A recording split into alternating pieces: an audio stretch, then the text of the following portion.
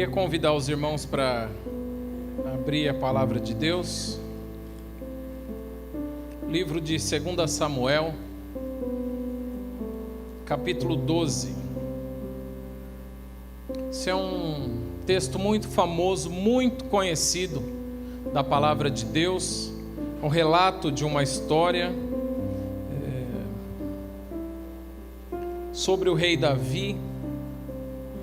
E eu quero ministrar hoje eu quero falar sobre culpa e sobre graça, mas eu quero dar mais ênfase na graça do que na culpa, tá bom? Não se preocupe. 2 Samuel capítulo 12, a palavra de Deus fala assim: o Senhor enviou Natã a Davi. Chegando Natã a Davi, disse-lhe: havia numa cidade 2 homens, um rico e outro pobre. Tinha o rico ovelhas e gado em grande número, mas o pobre não tinha coisa nenhuma, senão uma cordeirinha que comprara e criara, e que em sua casa crescera. Junto com seus filhos, comia do seu bocado e do seu copo bebia. Dormia nos seus braços e a tinha como filha. Vindo um viajante ao homem rico, não quis este tomar das suas ovelhas e do gado para dar de comer ao viajante que viera a ele, mas tomou a cordeirinha do homem pobre e a preparou para o homem que lhe havia chegado. Então o furor de Davi se acendeu sobremaneira contra aquele homem e disse a Natã: tão certo como vive o Senhor, o homem que fez isso deve ser morto, e pela cordeirinha restituirá 4 vezes, porque fez tal coisa e porque não se compadeceu. Então disse Natã a Davi: tu és o homem. Assim diz o Senhor, Deus de Israel: eu te ungi rei sobre Israel, e eu te livrei das mãos de Saul. Dei-te a casa de teu senhor e as mulheres de teu senhor em teus braços, e também te dei a casa de Israel e de Judá. E se isto fora pouco, eu teria acrescentado tais e tais coisas. Por que, pois, desprezaste a minha palavra, fazendo o que era mal perante ele? A Urias o Heteu feriste a espada, e a sua mulher tomaste por mulher, depois de o matar com a espada dos filhos de Amon. Agora, pois, não se apartará a espada jamais da tua casa, porquanto me desprezaste e tomaste a mulher de Urias o Heteu para ser tua mulher. Assim diz o Senhor: eis que da tua própria casa suscitarei o mal sobre ti, e tomarei tuas mulheres à tua própria vista, e as darei a teu próximo, o qual se deitará com elas em plena luz deste sol. Porque você fez em oculto, mas eu farei isto perante todo Israel e perante o sol. Então disse Davi a Natã: pequei contra o Senhor. Disse Natã a Davi: também o Senhor te perdoou o teu pecado, não morrerás. Mas posto que com isto deste motivo a que blasfemassem os inimigos do Senhor, também o filho que te nasceu morrerá. Então Natã foi para sua casa. Amém? Até aqui. Esse é um texto muito famoso e todos nós conhecemos, já ouvimos essa história sobre o adultério do rei Davi e como se deu essa questão do adultério dele, a trama que ele armou, o que ele fez para resolver um problema. E quando nós lemos, eu não tenho tempo de ler toda a história aqui, mas quando nós lemos toda essa história, nós vemos um Davi despreocupado com a culpa, um Davi do deixa que eu vou resolver. Então eu fico pensando, o que é a culpa? O que é a culpa? Você já se sentiu culpado alguma vez? O que é a culpa quando ela vem sobre a nossa vida? A culpa é aquele sentimento que a gente sente, mas muitas vezes não sabe explicar. É aquela ansiedade que precede o castigo. A gente sente uma angústia, uma ânsia quando nós já estamos descobertos do pecado, quando nós já sentimos culpado, é aquela vergonha que vem de dizer, puxa, como é que eu pude fazer isso? O Davi não tinha esse sentimento. É aquela baixa estima que vem, é o sentimento de sujeira que toma conta de nós, e nós não sabemos como fazer para se lavar e ficar limpo daquilo. É a frustração que a gente tem de não poder consertar o que foi feito. Então a culpa é uma série de coisas, mas a culpa, ela é um alarme interno que nós temos, dado por Deus mesmo, para nos alertar quando nós pecamos, quando nós infringimos um mandamento, quando nós ferimos uma lei. Então, quando a gente peca, quando a gente pisa na bola, nós temos um alarme em nós que acende uma luz e diz que algo está errado. Eu já me senti culpado. Você já se sentiu culpado por algo? Não é mais ou menos assim? Eu estou tentando descrever aqui aquilo que veio à minha mente. É assim mais ou menos que a gente se sente. E a culpa, o sentimento de culpa, ele só vem quando eu já não tenho mais controle da situação. Quando eu perdi o controle, esse aqui é a história do rei Davi.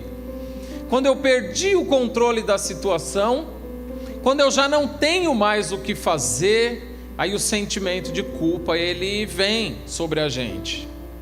Mas a culpa é ruim, então? Não. A culpa, originalmente, ela é boa, porque ela é dada por Deus. Foi Deus quem colocou esse freio em nós. Eu estou chamando de freio aqui, porque é algo que nos alerta, dizendo assim, olha, você deve parar. É o sentimento de culpa.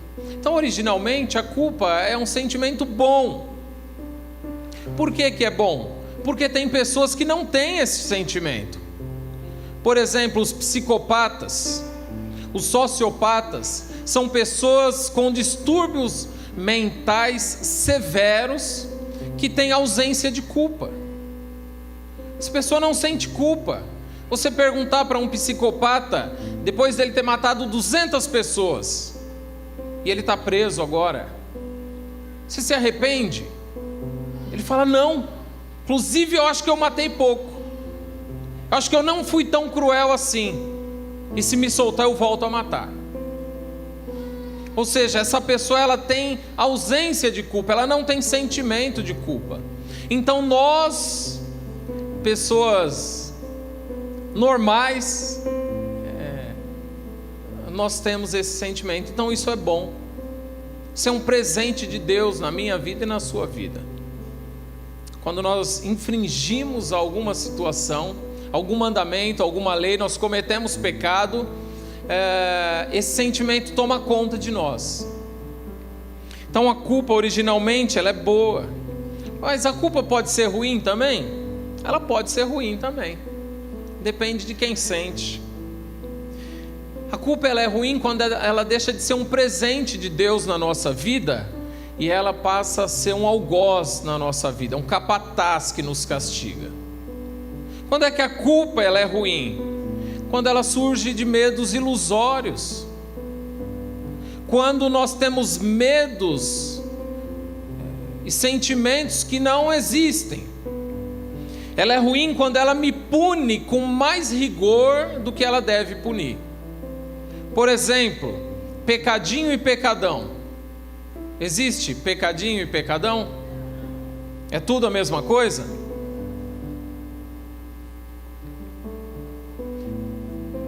No que diz respeito à quebra do mandamento, à quebra da lei, não existe diferença.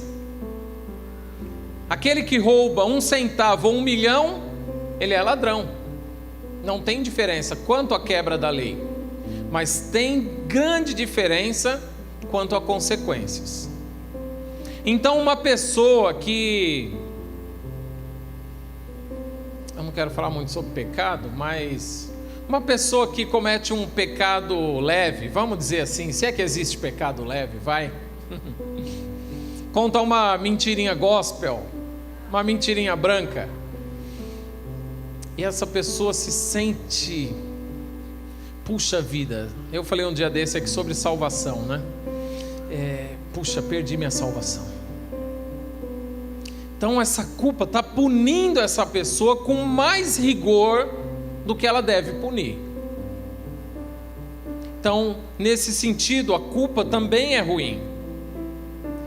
A culpa ela é ruim quando eu começo a me comparar com outras pessoas. Puxa, mas fulano faz isso, eu não faço. Ou o contrário, e aí eu me sinto culpado, porque eu não faço o que fulano faz. Nesse sentido, a culpa também é ruim. A culpa é ruim quando ela não tem solução.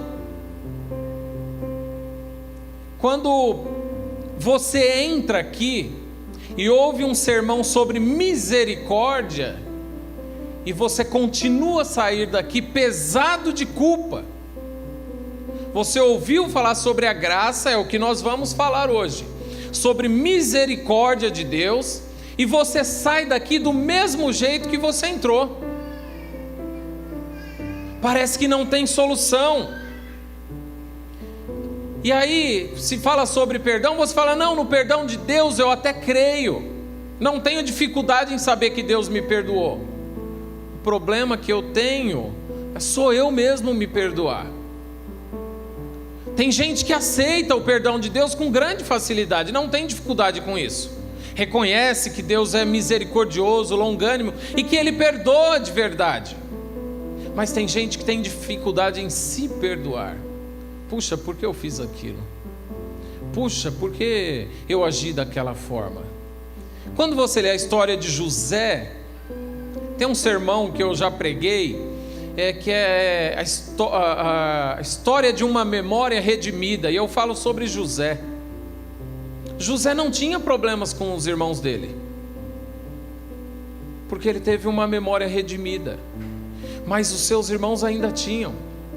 Eles até entendiam um pouco, poxa, José perdoou, mas eles não se perdoavam.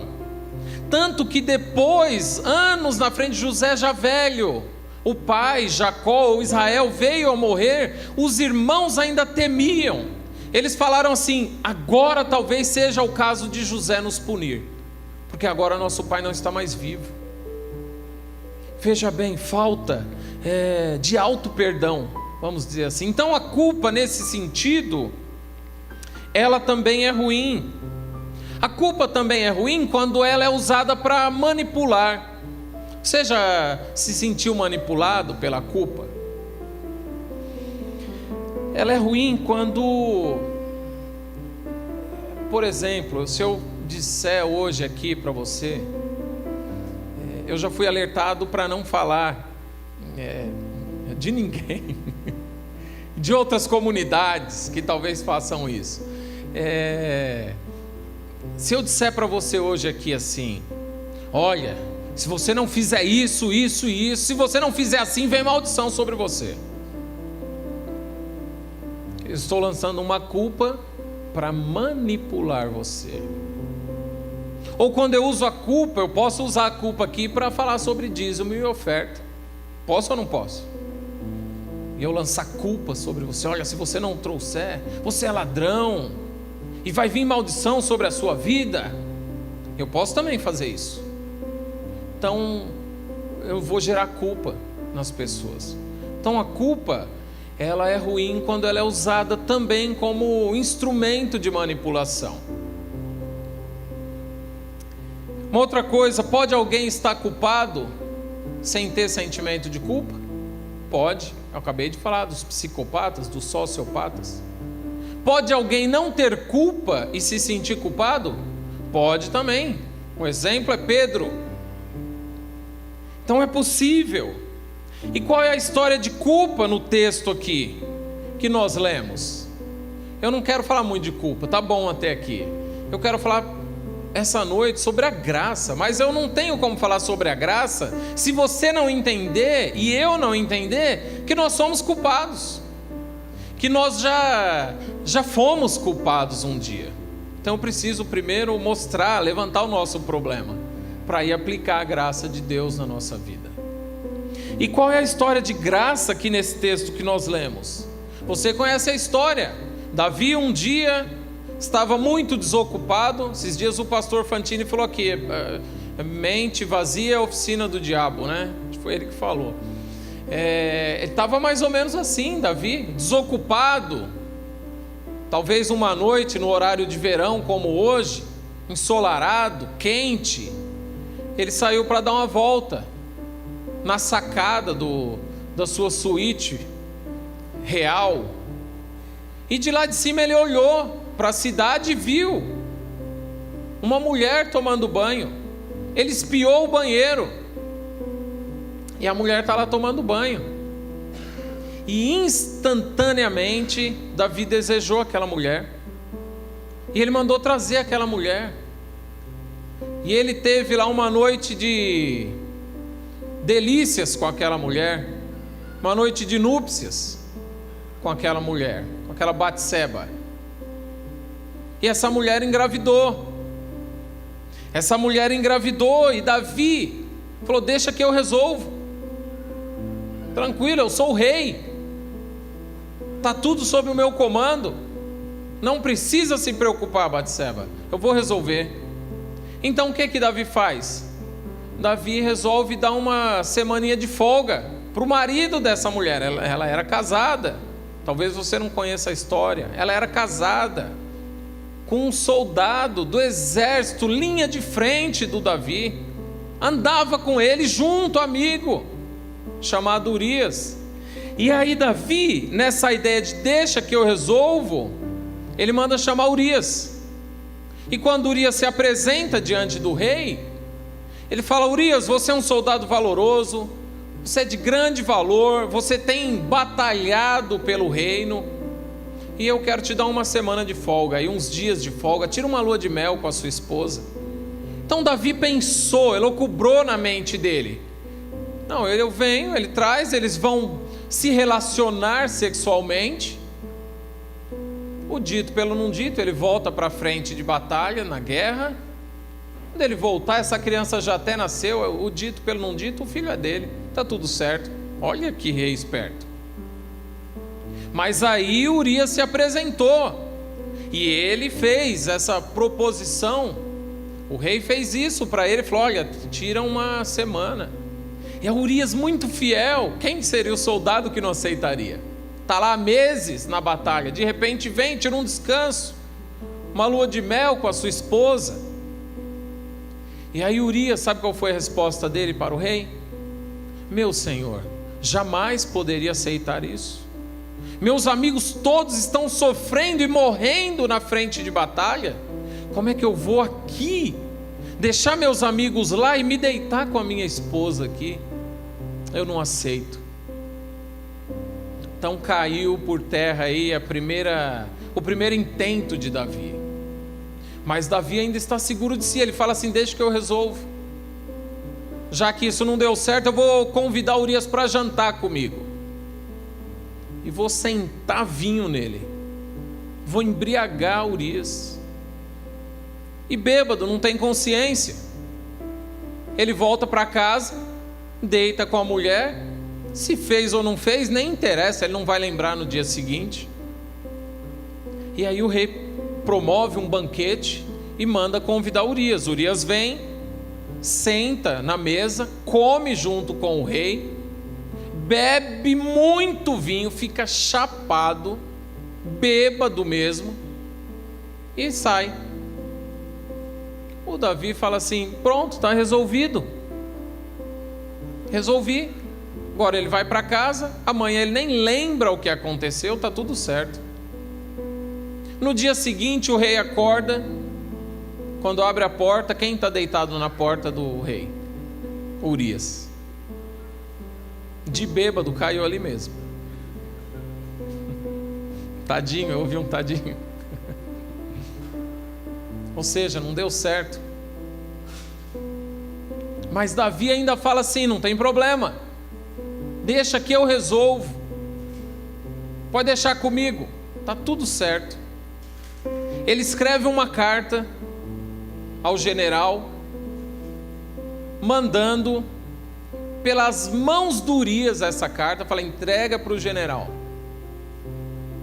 E nessa carta ele escreveu o seguinte: olha, quando a batalha estiver superaquecida, estiver pegando fogo, todo mundo recua e deixa Urias na frente sozinho. Muito amigo esse rei, né? E foi isso que aconteceu. Vem de lá para cá uma flecha e acerta Urias sozinho. E Urias morre. Chegou a notícia para o rei. Ele falou: não disse que eu resolvia? Tá vendo, Batseba? Agora é o seguinte, você vai ser minha mulher. Agora você vem, eu vou te pegar para mim, porque eu tenho esse direito, e você vai ser uma das minhas esposas, vou casar com você. Então o rei está tranquilo, casou com a Batseba, está tudo certo, ele está descansado. Por quê? Porque ninguém descobriu, e ele fala assim: não fui eu que matei. Ele fala exatamente isso, está tudo resolvido, não fui eu que matei. Então está tudo escondido, é tudo casca. Mas de Deus não fica nada escondido. Deus chama o profeta Natã, e esse profeta, a Bíblia fala muito pouco dele. Esse profeta, ele era profeta apenas no palácio do rei Davi. E Natã conta essa história que nós lemos para ele. Rei, preciso falar com você. Pois não, profeta, pode vir. É o seguinte, deixa eu te contar uma história. Tinha 2 homens numa cidade, um rico e outro pobre. E o rico era muito rico mesmo, ele tinha várias ovelhas, possuía muitos bens. E o pobre não tinha nada, o pobre só tinha uma cordeirinha, que ele cuidava com todo carinho. Comia no prato dele, bebia no copo dele essa cordeirinha. Ficava com os filhos dele, dormia nos seus braços a cordeirinha dele. E o homem rico recebeu um viajante, um amigo, uma visita, e não quis pegar nenhuma das suas cordeirinhas para matar e oferecer ao visitante, mas pegou a cordeirinha única do homem pobre. Na hora, Davi se inflamou, ficou totalmente irritado. Falei: esse homem deve morrer e deve ainda restituir a cordeirinha 4 vezes mais. E aí Natã, eu acho que ele endurece o dedo assim e mete na cara do rei o dedo. Fala: tu é este homem. E Deus fala para ele: eu te dei a casa do teu senhor, eu te dei as mulheres de Saul, eu dei a casa de Saul, os empregados de Saul, eu te dei tudo. Eu te dei outros reinos. E se você não estivesse satisfeito com isso, eu te acrescentaria muito mais e te daria. Mas por que você fez isso, Davi? Por que você desobedeceu? Por que você fez o que o Senhor reprova? E aí Davi, lembra que ele estava: deixa comigo, eu resolvo, está tudo certo, eu sou o rei. O sentimento de culpa, ele só vem quando não há mais controle. E aí Davi, nessa vergonha, esse sentimento de culpa, de vergonha, por causa do adultério, do homicídio que ele havia cometido, ele se arrepende, ele fala: eu pequei contra o Senhor. E no momento que Davi se arrepende, Deus também perdoa ele, automaticamente, no momento que ele se arrepende. E quando Davi sai dali, ele vai para o seu quarto e ele escreve o Salmo 51. O Salmo 51 vem exatamente quando Davi sai de cena aqui, Natã vai para a sua casa. E ele confessa, e ele fala assim: compadece-te de mim, ó Deus, segundo a tua benignidade e segundo a multidão das tuas misericórdias. Apaga as minhas transgressões, lava-me completamente da minha iniquidade e purifica-me do meu pecado, pois eu conheço as minhas transgressões e o meu pecado está sempre diante de mim. Pequei contra ti, contra ti somente, e fiz o que era mal perante os teus olhos, de maneira que serás tido por justo no teu falar e puro no teu julgar.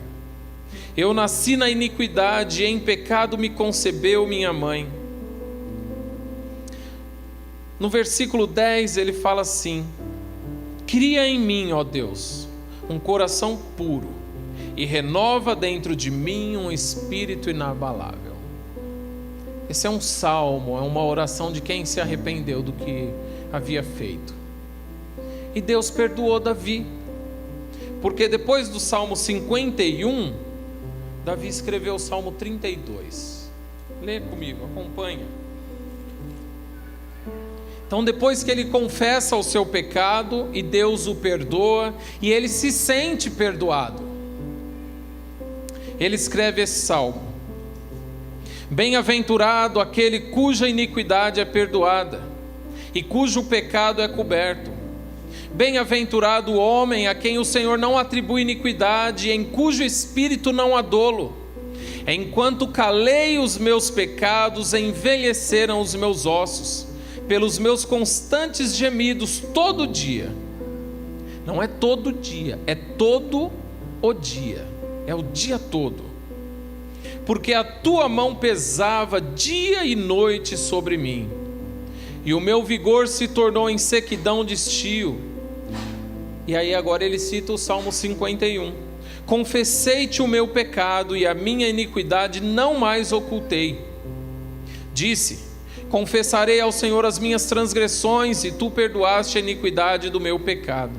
Sendo assim, todo homem piedoso te fará súplicas em tempo de poder encontrar-te. Com efeito, quando transbordarem muitas águas, não o atingirão. Tu és o meu esconderijo, tu me preservas da tribulação e me cercas de alegres cantos de livramento. Até aqui. Aqui é uma oração agora de quem está perdoado. Então, quando sai de cena, Davi escreve o Salmo 51, e quando ele, confessando, e quando ele se sente perdoado, ele escreve o Salmo 32. Então, o que é a graça? Falando agora da graça. A graça é a insistência de Deus conosco. Deus está insistindo conosco. A graça, aqui nesse texto de Davi, mostra que o Espírito de Deus estava insistindo com Davi.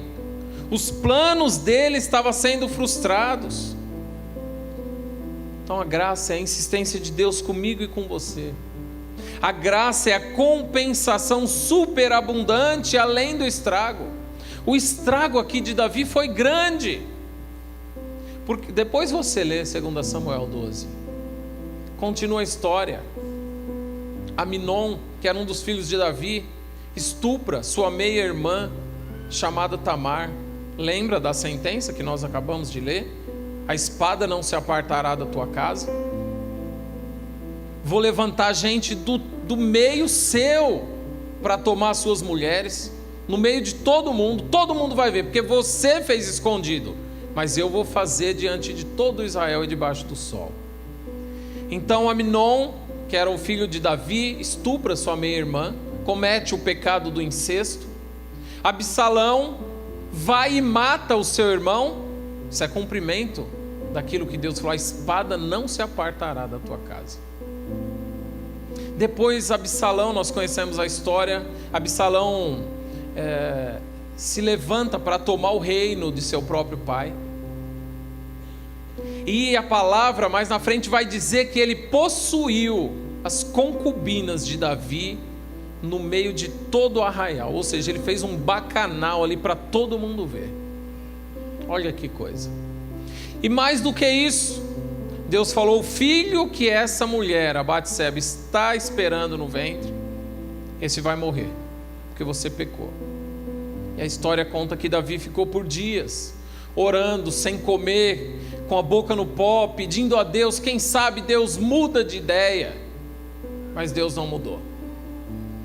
E o filho, Deus colocou uma doença nessa criança logo ao nascer, e essa criança morreu pouco depois. Essa é a história. Mas, então o estrago que Davi fez foi muito grande. Mas a graça, ela é a compensação em cima de todo o estrago. Davi, você está perdoado. Não está no texto, a gente não vai encontrar isso no texto, mas está na história de Davi. A palavra fala que ele se casou com a Batseba, que ele teve filhos e filhas. Davi casou com outras mulheres também.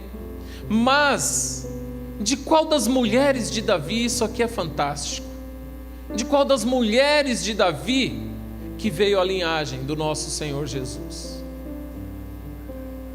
O Evangelho de Mateus traz esse relato no capítulo 1, a partir do versículo 5. O Evangelho de Mateus, versículo 5, fala assim: Salmão gerou de Raabe a Boaz, este de Ruth gerou Obed, e Obed a Jessé. Jessé gerou ao rei Davi, e o rei Davi a Salomão, da que fora mulher de Urias. A graça é a compensação superabundante sobre o estrago. Ninguém gosta de genealogia, né? Ninguém gosta de ler genealogia, ou você gosta? Eu também não gosto, mas eu indico, leia Mateus 1.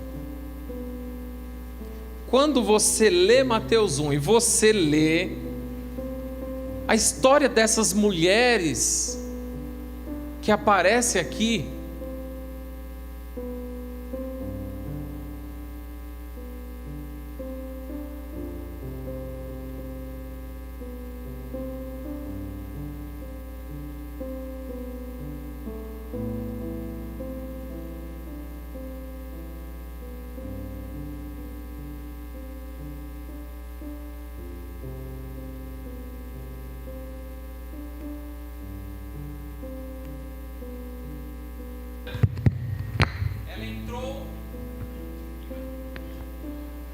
ela entrou na linhagem de Jesus. Essa moça aqui, que se fingiu de prostituta, seduziu o próprio sogro para que pudesse engravidar dele. Depois vai aparecer aqui Raabe. Quem era Raabe? Uma prostituta de Jericó, na linhagem do nosso Salvador. Isso é a graça superabundando. Depois vai aparecer Ruth. Quem era Ruth? Uma moabita, servia a outros deuses. Depois vai aparecer aqui a própria, que não dá nem o nome, a Batseba, uma mulher adúltera. É só a graça que pode fazer isso. É só a graça que pode restaurar. É só a graça que pode fazer muito além do que nós imaginamos. Sabe quando você olha para pessoas e você fala assim: isso aqui não tem jeito não. Você já falou assim? Eu já. Nós olhamos para as pessoas e falamos assim: isso aqui não tem jeito não, isso aqui é caso perdido. Jamais Deus vai salvar essa pessoa. Quem somos nós para dizer isso? Leia a palavra e o que diz daqueles que entraram na linhagem do Santo Cristo. Isso é fantástico. Eu não sei você, mas eu me impressiono quando eu leio isso, porque eu careço da graça. Eu me impressiono porque eu preciso da graça todo dia na minha vida. E se não for a graça, nós não podemos estar aqui. Então, não fique se sentindo culpado. Eu não sei se você carrega coisas da sua vida, mas não se culpe. Não se sinta culpado, porque se você colocar aos pés da cruz, Romanos 8:28 vai passar a ser aplicado na sua vida. Todas as coisas cooperam para o bem daqueles que amam a Deus, daqueles que são chamados segundo o seu propósito. Não se sinta culpado. Quando nós olhamos para a história de Paulo, o grande criminoso Saulo de Tarso era o assassino dos cristãos. Se Paulo fosse nosso contemporâneo e entrasse aqui hoje, não sobrava ninguém. Não sobraria nada aqui nessa igreja. Mas Paulo, Quando ele vai ao pé da cruz, ele passa a ser o grande apóstolo dos gentios, o maior plantador de igreja que já existiu. Não se sinta culpado. Não importa o tamanho da desgraça que foi a sua vida passada, a sua vida pregressa de pecado, não importa, coloque hoje nos pés da cruz. Se você depositar o seu passado, as suas culpas, aos pés da cruz de Jesus, quando você fizer isso, você vai entrar numa nova realidade que vai te apontar para um futuro tão glorioso quanto foi sua vida pregressa de pecado. Isso se chama graça. Isso se chama graça. Eu preciso dessa graça. Você precisa dessa graça. Eu conheço uma pessoa que ela fala assim: pô, não dá para ir para a igreja. O dia que eu for, eu tenho que ser perfeito. O dia que eu for, eu só vou se eu tiver tudo certo. Não vai nunca. Porque quem vai nos transformando é a graça. Quem vai nos modificando, quem vai nos melhorando, quem vai nos aperfeiçoando, quem vai nos santificando é a graça. Nós somos dependentes da graça para levantar e para deitar. Nós não somos nada sem a graça. Não somos ninguém sem a graça. Eu não posso fazer nada, eu não poderia estar aqui se não fosse a graça. Você não poderia estar sentado aí se não fosse a graça de ter te alcançado.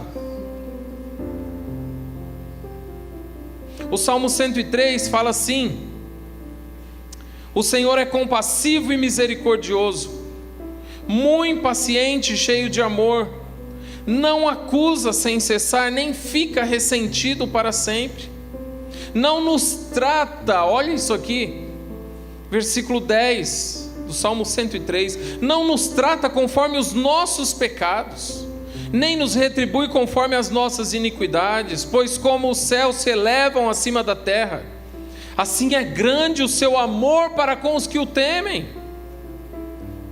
E como o Oriente está longe do Ocidente, assim Ele afasta para longe as nossas transgressões. Como um pai tem compaixão de seus filhos, assim o Senhor tem compaixão dos que o temem, pois Ele sabe do que somos formados. Ele conhece a nossa estrutura e sabe que nós somos pó. O Senhor é compassivo, misericordioso. Quem sabe o Espírito Santo de Deus está insistindo com você. Quem sabe Ele está insistindo. Isso é graça. A palavra diz que Ele é misericordioso, compassivo, longânimo. Ele está te dando chance, oportunidade. Está insistindo com você. Muitas vezes nós convidamos alguém, fala, poxa, queria tanto que tal pessoa se convertesse, né? E não fala assim, fosse para a igreja, o irmão, o pai, a mãe, o filho, sei lá, alguém, algum amigo, um ente querido. E você faz 2 convites. Um convite você toma um não, o segundo você toma outro não. Fala, vai para o inferno, não chamo mais. É assim ou não é? Hã? Tá bom, você chama 3 vezes então. É assim que nós somos, porque nós somos maus, nós somos cruéis, nós não somos longânimos, nós não somos compassivos. O Senhor foi comigo, mas eu não quero ser com ninguém. Talvez o Senhor está insistindo, o Espírito Santo de Deus está falando com você, está insistindo com você.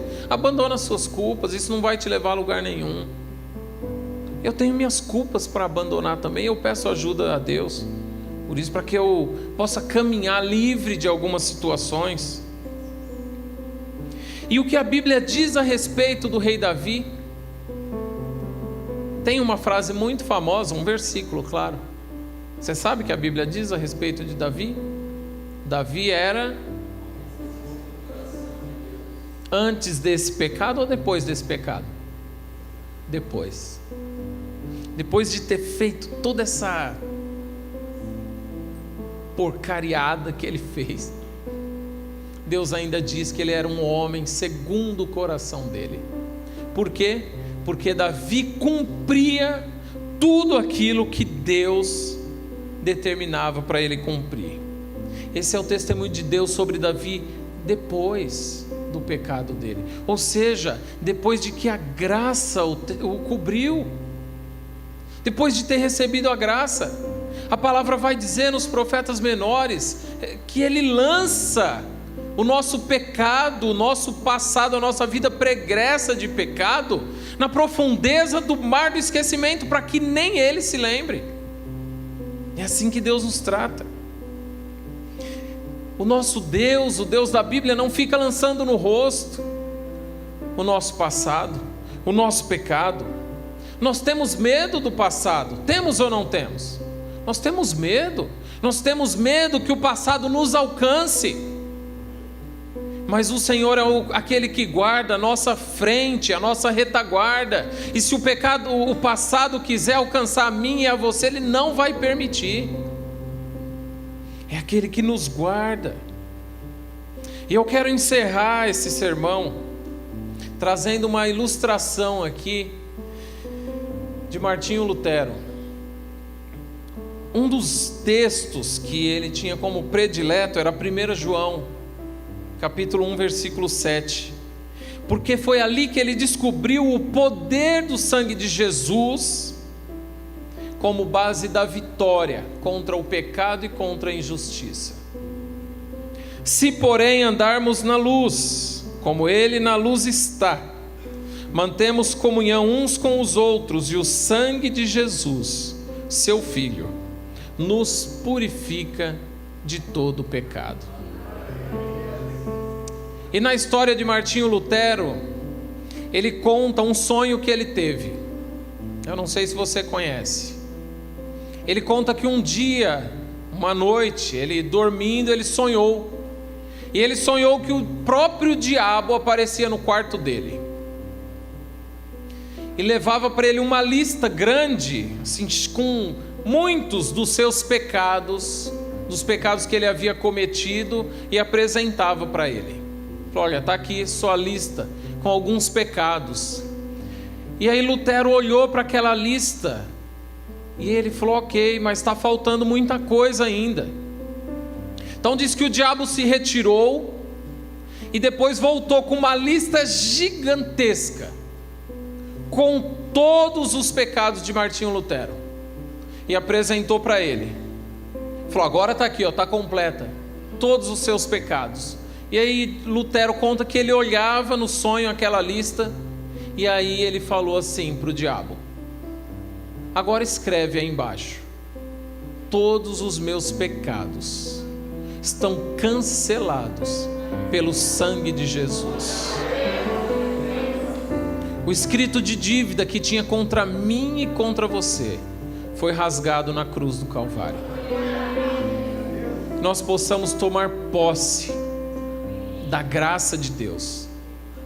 Tem uma brincadeirinha que eu conto, eu não sei se eu já falei aqui, talvez eu falei e nem todos ouviram, sobre graça. A graça é mais ou menos assim. Por isso que criança é fácil para se converter. Melhor idade para pregar o evangelho é para as crianças. Se eu pegar uma criança aqui, o Mateus da Fernanda, vai, já que a Fernanda chegou aqui. Mateus, vamos no McDonald's comigo. Vamos, de pronto.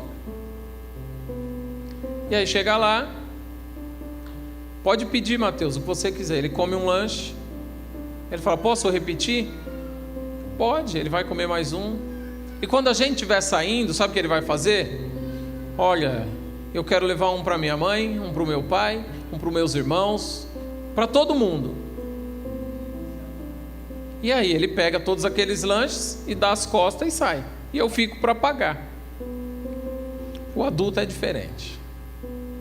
Se eu levar a Fernanda no McDonald's, come aí, Fernanda, dá um número 1, então 2 a gente divide, deu R$50 a conta. Na hora de pagar, que ela vai fazer? Não, vamos dividir. Sabe por que isso? Porque nós temos dificuldade em entender: a graça é de graça. Custou para o nosso Salvador, mas para nós é realmente de graça. Você precisa entender: o escrito de dívida que tinha contra você, ele foi rasgado na cruz do Calvário. Ele foi cancelado. Então se sinta livre, livre em Jesus. Que essa palavra possa encontrar um lugar no nosso coração. Nós possamos tomar posse dessa palavra. Hoje, não é amanhã não. Sai daqui diferente hoje. Reflita sobre isso. Não saia daqui da forma que você entrou. Não saia pesaroso de culpa daqui hoje. Porque aquele que deu a vida por você já pagou o preço de todos os seus pecados. Entenda a graça de Deus sobre a sua vida. Você estar aqui hoje é graça. Você já é participante da graça. Você já está recebendo a graça de Deus.